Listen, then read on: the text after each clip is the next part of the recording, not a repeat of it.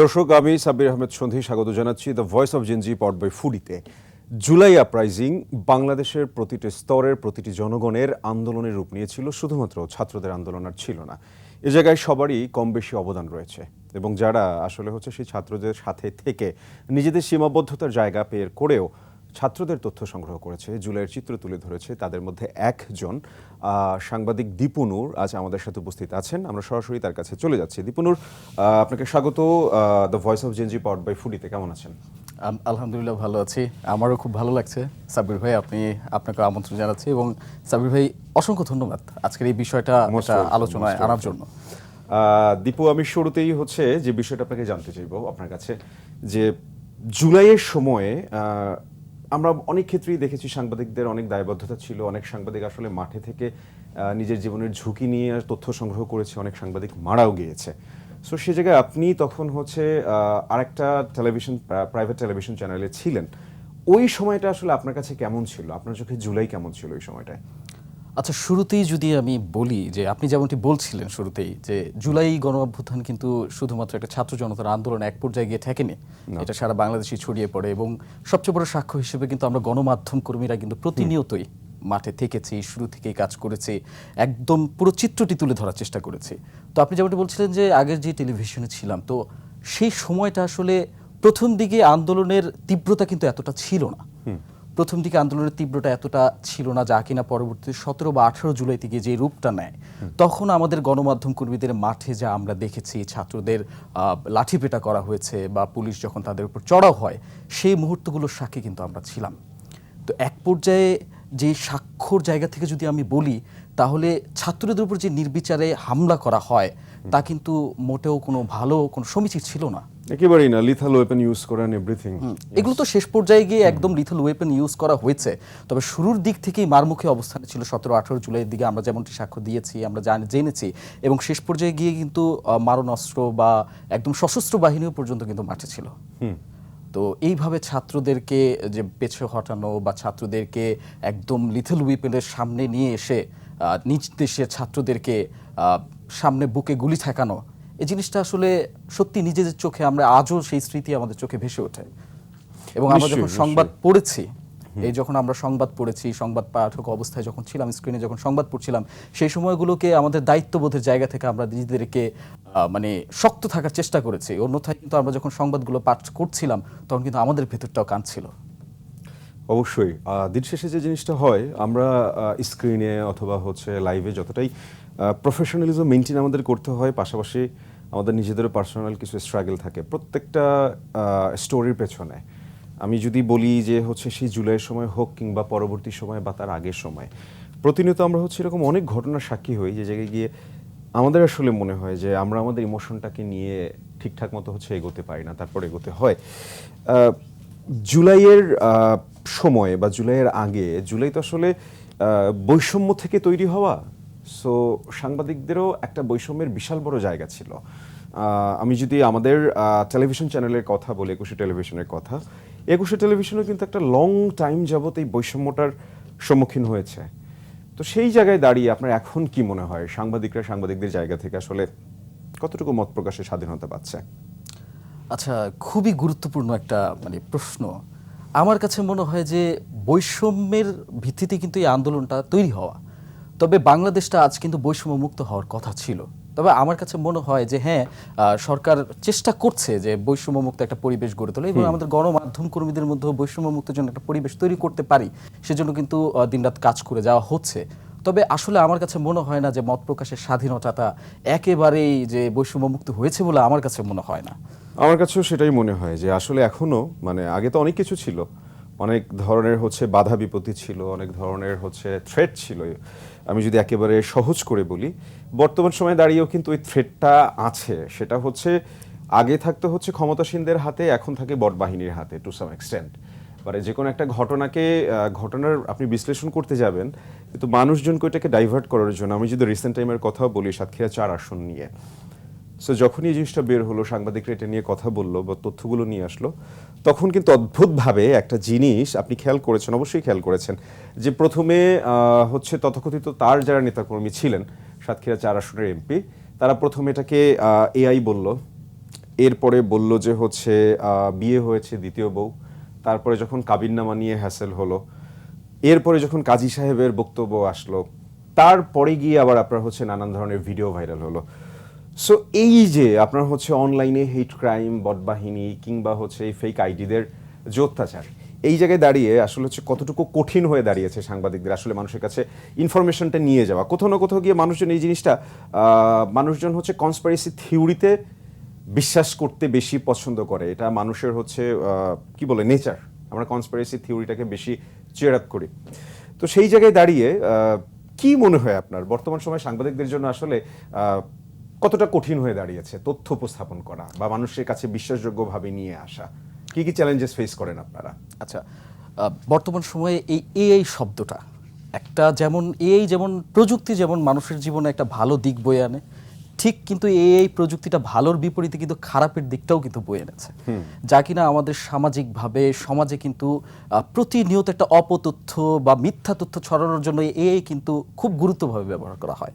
এবং যেই শ্রেণী পেশার মানুষগুলো বা যেই শ্রেণীর বট বাহিনীগুলো এই মিথ্যা তথ্য ছড়াতে এক্সপার্ট আমরা বলতে পারি, তারা কিন্তু এই জিনিসটাকেই তাদের প্রধান অস্ত্র হিসেবে ব্যবহার করে। আমরা খেলার সময় অনেক দুর্দান্ত রকমের ছবি দেখেছি এই দিয়ে বানানো। এইটাই এখন ঘটনা হচ্ছে আমাদের সংবাদ মাধ্যমদের এখন মানুষের মধ্যে এমন একটা সিচুয়েশন তৈরি হয়েছে, সত্য জিনিসটাকেও না মানুষের মধ্যে এমন ভাবে ছড়ানো হচ্ছে বা মানুষ এমন একটা সিচুয়েশনে পড়ে গেছে যে মানুষের আসলেই বিশ্বাস করতে কষ্ট হয় যে এটা কি আসলে এআই কিনা বা সত্য কিনা।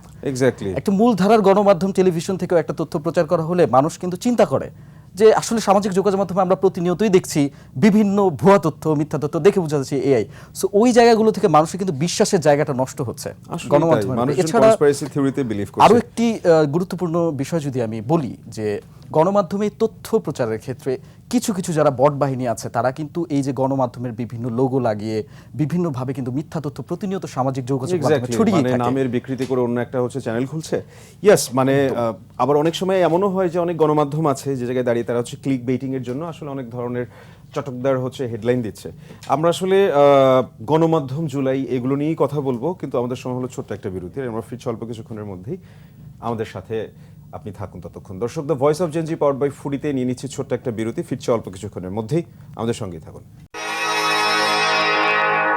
দর্শক, আমি সাব্বির আহমেদ সন্ধি স্বাগত জানাচ্ছি the voice of Gen Z powered by ফুডিতে। জুলাইয়ের অনেক ঘটনা আমাদেরকে নাড়া দিয়েছে, জুলাইয়ের অনেক ঘটনা প্রবাহ আমাদের সকলকে উজ্জীবিত করেছে। সেই আন্দোলন শুধুমাত্র ছাত্রদের থাকেনি, সেই আন্দোলন সর্বস্তরের সকল মানুষের হয়ে গিয়েছিল, যে কারণেই আজ বাংলাদেশের রাজনীতির এই পট পরিবর্তন। আজ আমাদের সাথে স্টুডিওতে উপস্থিত আছেন আবু বাকের মজুমদার, সাধারণ সম্পাদক, জাতীয় ছাত্র শক্তি, সাবেক সমন্বয়ক, বৈষম্য বিরোধী ছাত্র আন্দোলন। আমরা সরাসরি চলে যাচ্ছি তার কাছে। আবু বাকের মজুমদার, আপনাকে অসংখ্য ধন্যবাদ আমাদের সাথে যুক্ত হওয়ার জন্য। কেমন আছেন? জি, আলহামদুলিল্লাহ ভালো।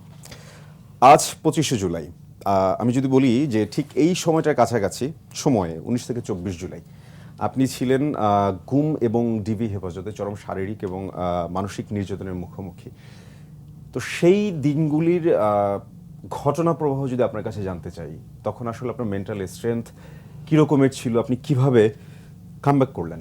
গত 2 বছর আগে ঠিক এই সময়টাতে বাংলাদেশ উত্তাল ছিল এবং আপনারা জানবেন যে একটা সাধারণ শিক্ষার্থীদের শান্তিপূর্ণ আন্দোলনে কিভাবে আওয়ামী লীগ এবং সেই তৎকালীন সরকার, আওয়ামী সরকার, ফ্যাসিবাদী সরকার, তারা গুলি চালায় এবং যখন আমাদের বাইরে শহীদ হয়ে রক্তাক্ত হয়, রাজপথ রক্ত রঞ্জিত হয়, তারপরে নেতৃত্ব শূন্য করার জন্য আমাদের অনেকে যারা লিডারশিপে ছিল তাদেরকে কয়েক ধাপে তারা চেষ্টা করে যে লিডারশিপ থেকে পুরোপুরি সরিয়ে দিতে, এবং অনেকাংশে আমাদের কাছে তথ্য ছিল আমাদেরকে মেরে ফেলারও পরিকল্পনা হয়।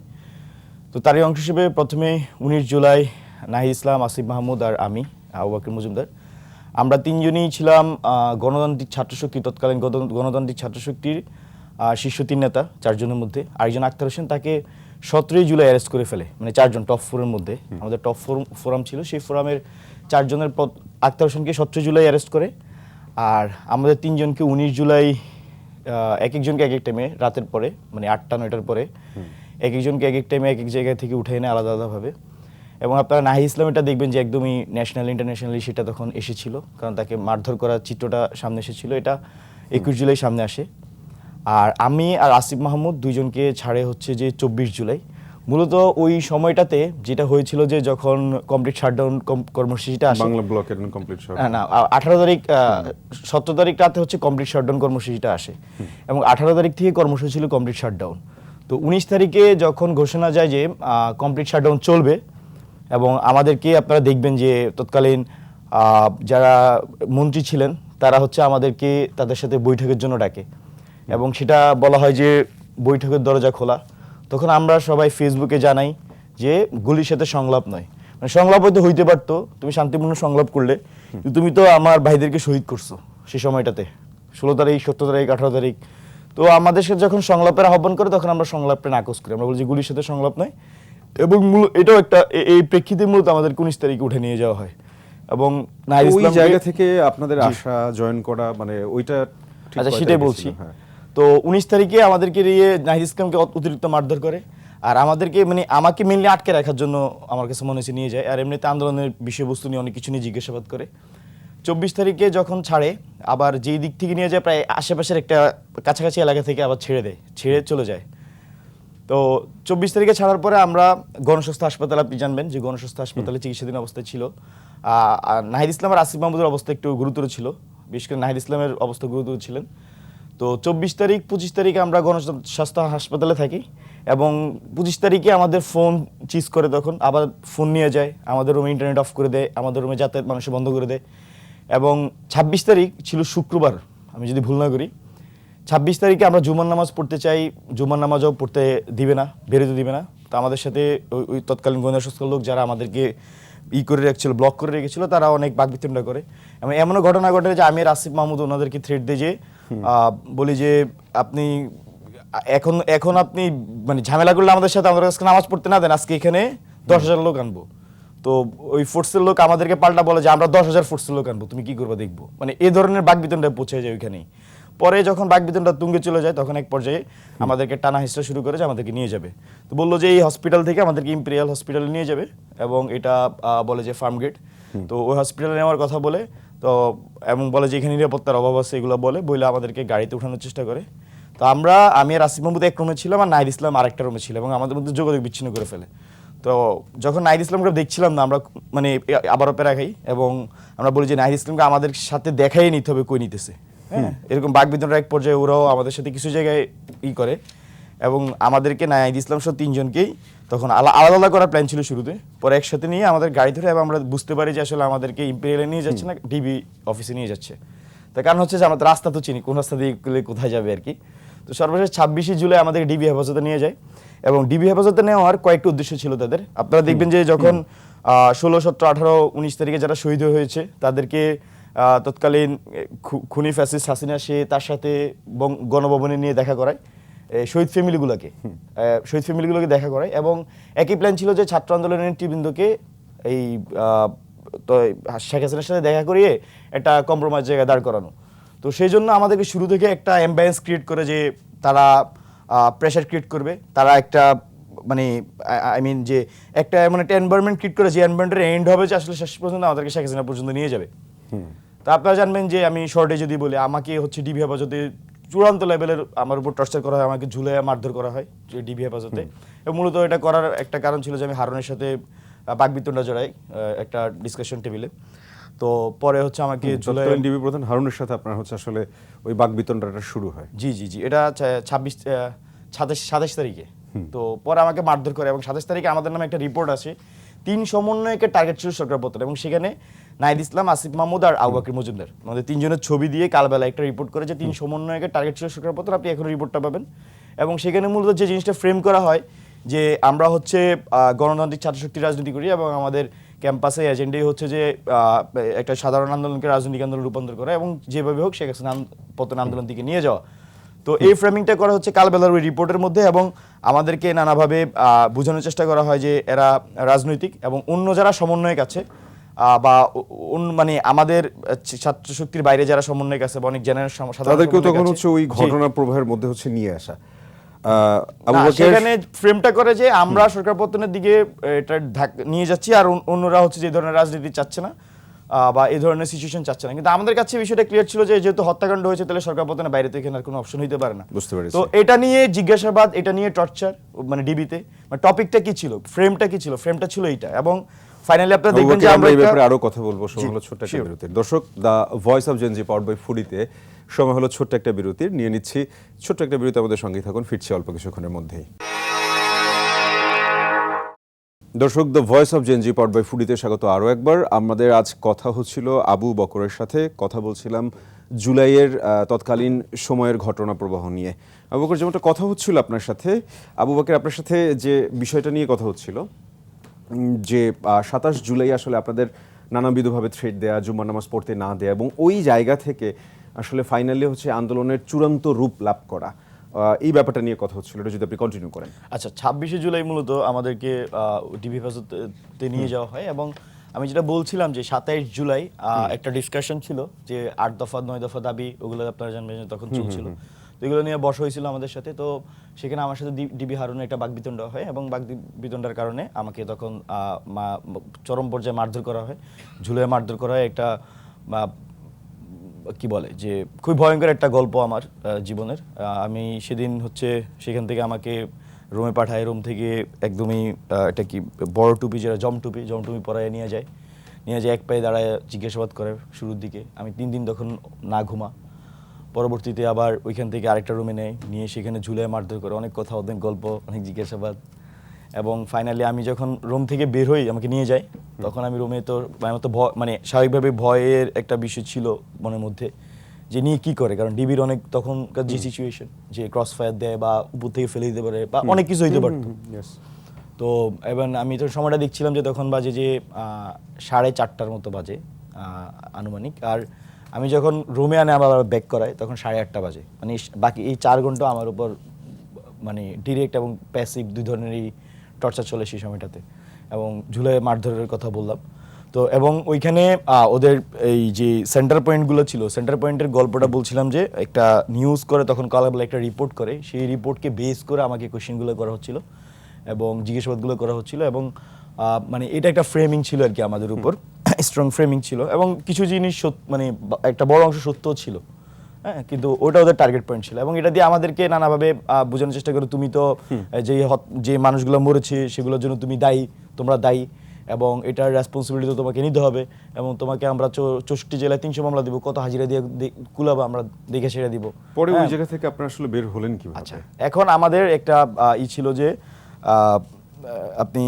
আমরা মানুষের কাতারে আসতে চাইতাম, এবং এটা নাহিদ ইসলাম যখন 21 তারিখে তাকে ছাড়ার পরে গোয়েন্দা সংস্থা হচ্ছে যে তাকে কিছু প্রেসক্রিপশন দেয় যে তুমি এটা বলতে হবে মিডিয়ায়, হ্যাঁ, এবং সে তাকে তো একটা ফ্রেমিং করে বলে যে তুমি এটা, এবং সংবাদ সম্মেলনের জন্য ওরা সব রেডি করে দেয় তৎকালীন সময়ে।